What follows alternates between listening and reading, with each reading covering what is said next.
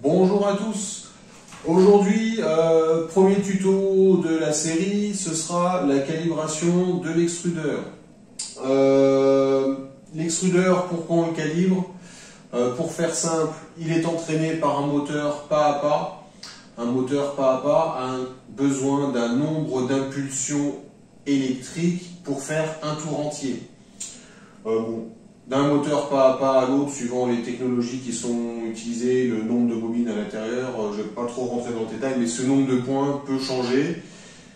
De par la technologie de l'extrudeur, si l'extrudeur est en prise directe, comme on peut avoir d'origine sur une Under 3, une 3 Pro, 3V2, ce type d'extrudeur type MK8, où l'extrudeur est en prise directe sur le moteur, les pas vont être plus faibles que si sur ce type d'extrudeur-là, il y a des engrenages et donc une démultiplication du déplacement du moteur. Donc le but est de vérifier le nombre de points qu'il faut pour le moteur, donc le nombre d'impulsions électriques que la carte va envoyer au moteur pour se déplacer de tant de millimètres, de tant de centimètres en fonction de la quantité de matière qu'on a besoin. Ce réglage est affiné derrière par la calibration et le réglage de notre débit, qui fera l'objet d'un tuto dans une vidéo suivante. Donc le débit, il affine l'erreur de mesure qu'on peut avoir sur la calibration extrudeur, puisqu'on le fait avec un simple réglet, une règle, même un pied à coulisse, mais on est sur une mesure sans point de contact au visuel, donc à quelque chose près, on est, on va dire, au millimètre, donc on n'a pas une très grande précision de mesure.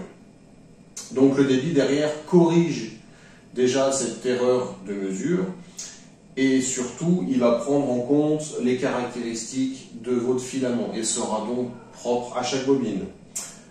Je vais déplacer la caméra, je vous ramène en place devant l'imprimante et on fait ça ensemble. Alors, bon, on ne me voit plus à l'écran, on va voir mes mains. Ma tête, elle sert à rien pour le tuto. Donc, vous aurez besoin d'un stylo qui peut à peu près écrire sur du plastique. Si possible, d'un petit réglet acier ou quelque chose qui vous permette de mesurer correctement. Mais surtout, avec le zéro en bout. Et pas une règle où vous avez quelques millimètres de plastique. Ce sera un peu plus compliqué. Le principe, vous prenez l'entrée du filament dans l'extrudeur. Vous faites un trait à 120 mm. Là, directement sur le filament. Donc là, j'ai fait un petit trait à 120 mm. Alors, derrière, la hautaine en chauve, bien entendu. Alors, vous allez dans les paramètres de votre imprimante, les déplacements de l'extrudeur, et là, vous demandez donc de faire 100 mm.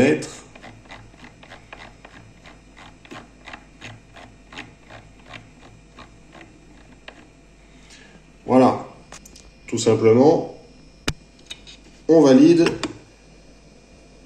Là, à ce moment-là, l'extrudeur, il avale le filament. Je vous mets la vidéo en pause, je vous reprends quand il a fini d'extruder. Voilà. Les 100 mm demandés précédemment sont finis. Il vous reste à mesurer l'écart entre le sommet du raccord pneu fit et votre trait. Le but étant d'avoir 20 mm. On a fait un trait à 120, on demande 100 mm. Il doit rester 20 mm. S'il vous reste 15 mm, ça veut dire que vous avez extrudé 105 mm. Donc il y aura un calcul à faire pour revoir le nombre de pas par millimètre de votre extrudeur à la baisse. S'il vous reste 25 mm, ou 30, disons 30 mm, vous avez extrudé que 90 mm sur les 100, donc vous n'envoyez pas assez d'impulsion à votre moteur pour les faire. Bon, bah ici j'ai pile poil 20 parce que mon extrudeur est calibré. Je vous reprends devant un petit bout de papier pour vous le montrer. Avant le calcul, ne pas oublier d'aller dans les contrôles de votre imprimante, aller chercher du coup les pas par millimètre de votre extrudeur. Donc moi j'ai un extrudeur démultiplié. Les démultipliés sont dans des valeurs de tête dans les 415. Et moi en calibré, je suis à 409. Les extrudeurs en prise directe, j'ai plus la valeur en tête, je peux pas vous la donner, je la corrigerai dans les commentaires quand on me la redonnera parce que ça fait un moment que je l'ai plus. Donc là, cette valeur est à noter. Donc les calculs, je vais les faire à partir de ma valeur pour vous donner un exemple. Alors, je vous reprends pour le calcul. Donc il faut noter la valeur de pas par millimètre de votre extrudeur qui est rentrée sur votre machine. Je viens de vous le montrer. La mienne est à 409. Vous avez fait une extrusion de... Enfin, vous avez demandé une extrusion de 100 mm.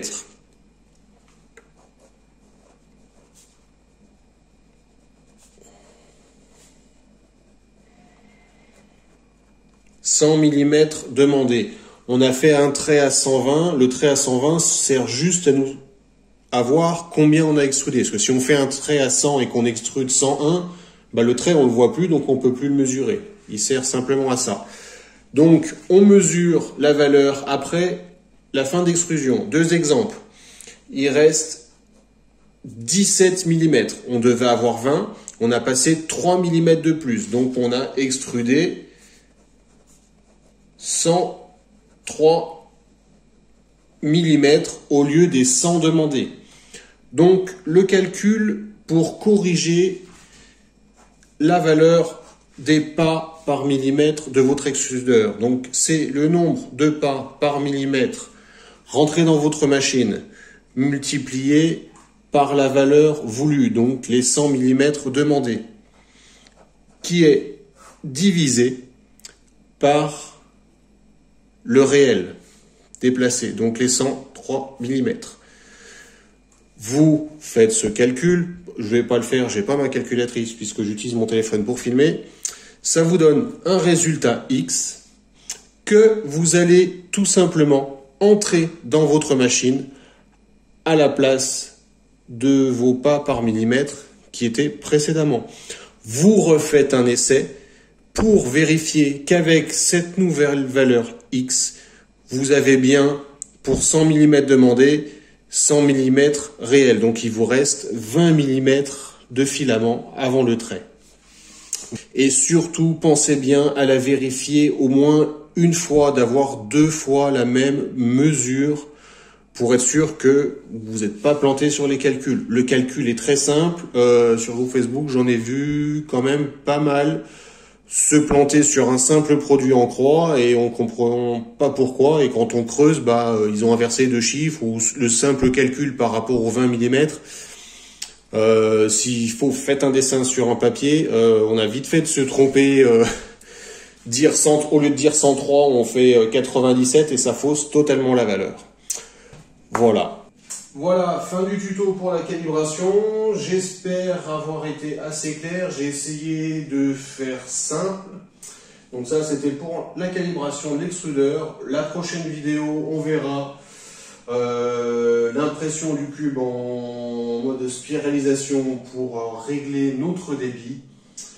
Si vous avez des questions, n'hésitez pas à me contacter directement sur le groupe Facebook ou sous les commentaires de la vidéo. Voilà, merci et bonne journée à tous.